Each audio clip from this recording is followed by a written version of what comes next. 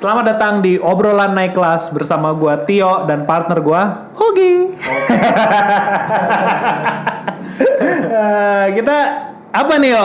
Tema kita hari ini yo ngomongin apa sih sebenarnya? Apa sih obrolan naik kelas? Terus kita mau bakal ngobrolin apa aja sih sebenarnya hari ini? Iya. Jadi ya namanya obrolan ya. Bagus tuh kalau spesifik gitu. Jadi kita hari ini pengen ngomongin yang sangat spesifik. Kita pengen ngomongin usaha mikro. Yoi. Kenapa mikro?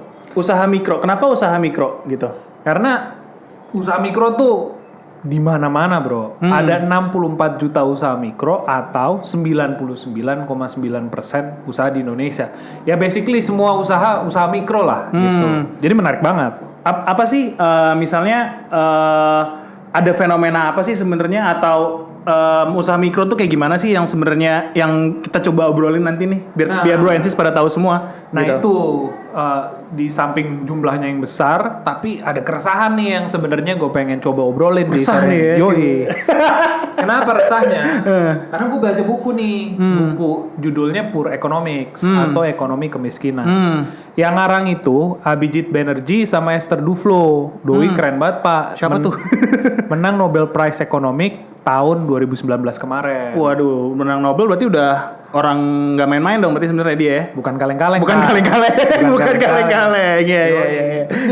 Bersabda lah. Kalau Nobel Prize of Economics sudah ngomong bersabda tuh ya. Bersabda bahwa kebanyakan orang miskin di dunia itu pengusaha mikro, Pak. Kita gitu. bisa lihat di sekeliling kita, mulai dari pedagang kelontong, warung, tukang bakso dan lain-lain gitu.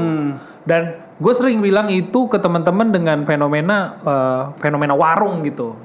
Jadi apa tuh fenomena warung tuh? Menariknya gini, fenomena warung itu warung di depan rumah lo 5 tahun yang lalu atau bahkan dari lo SD sampai sekarang itu segitu-segitu aja pak. Nggak berkembang maksudnya? Nggak berkembang. Sedangkan Gojek 5 tahun dari kecil bisa jadi dekakorn. Berarti kan ada sesuatu yang menyedihkan kan? Kenapa usaha-usaha itu nggak berkembang? Nah ditopang sama datanya lagi, dibilang bahwa 90% usaha mikro tuh nggak bisa berkembang. Kenapa? Ya karena mereka nggak punya skill dan pengetahuan untuk bisa yang kita sebut naik kelas. Itu yang penting. Oke. Jadi tuh misalnya nih contoh ya deket rumah gue nih ada jualan nasi uduk nih, ya kan? Ya dari gue kecil sampai gue umur sekarang ya udah segitu aja gitu. Maksudnya dia nggak jadi berkembang banget yang akhirnya jadi kayak tadi lu bilang jadi Gojek atau misalnya udah punya cabang baru gitu. Ya. Jadi sebenarnya kalau gue tangkap nih naik kelas itu kayak gimana caranya teman-teman atau Bro Ensis semua yang di sini tahu gimana bisnisnya itu bisa naik kelas gitu ya maksudnya. Ya, simpelnya kayak gini deh, kayak Bebek Kaleo gitu ya. Dulu juga di pinggir jalan, dulu juga usaha mikro. Kecil, paling cuma 3-4 karyawan. Tapi karena dia bisa ngembangin bisnisnya, sekarang mungkin udah puluhan cabang. Udah jadi orang kaya, Bro. Iya sih, udah. Kan? Kita lihat Maici, kita lihat ini ya, makaroni ngehe itu ya. Makaroni ngehe. Ada tuku, ada yang bisa loncat atau naik kelas. Tapi ada yang segitu-segitu aja. Nah, gimana nih kalau kita ngobrol dan ngobrolnya berfaedah? Gimana dengan hasil obrolan ini yang mikro pada bisa naik kelas? Kenapa orang yang sekolah doang yang naik kelas? Kenapa bisnis pun juga naik kelas dong? Harus naik kelas dong. Jadi, gue mau nanya deh, bisnis naik kelas itu sebenarnya emang ada kelasnya apa aja sih, Yo? Yoi. Jadi apa kelas IPA, IPS kan nggak mungkin gitu juga kan? Jadi kayak betul. Jadi kalau bisnis itu ada usaha mikro, kecil, menengah. Ya. Yang menengah dan gede udah sukses, udah makmur mereka. Mapan tuh ya, mapan. Kita tujuannya ngubah dari mikro ke kecil aja deh gitu. Nah tandanya kecil nih, dia sudah bisa ngasilin 2 miliar rupiah per tahun dalam penghasilannya. Atau kurang lebih 165 juta lah per bulan. 160 jutaan lah ya per bulan. Biasanya kalau usaha udah nyampe di tahap itu, dia udah bisa hire karyawan, dia udah bisa punya operations secara mandiri.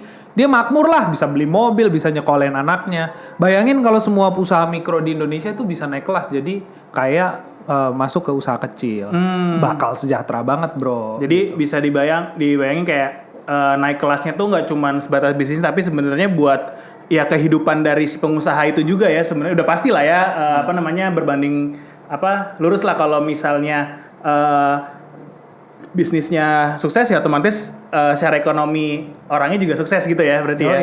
Dan Ya. nggak mudah. Kalau 90% nggak naik kelas, berarti susah nih naik kelasnya.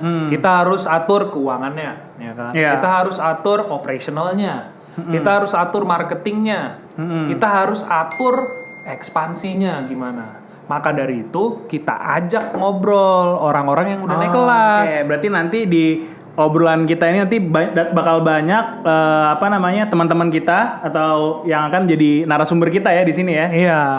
Kita nggak belajar sama Bill Gates, nggak belajar sama Pak, jauh Pak. Jauh. Jauh Pak. Kagak ngerti juga bahasa Inggris. Kita juga kagak tahu. Iya. Dia nggak tahu kita siapa gitu kan. Atau yang baru menjadi yang terkaya nih Elon Musk, terlalu jauh. Terlalu jauh. Kita belajar sama orang yang punya 6 cabang aja, tapi mobilnya udah banyak, Iya, kan? iya.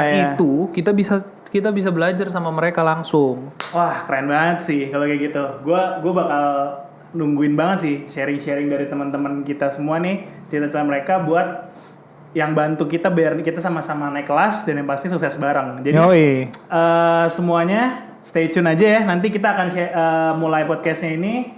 Tunggu kita episode-episode selanjutnya. Ya nggak ya?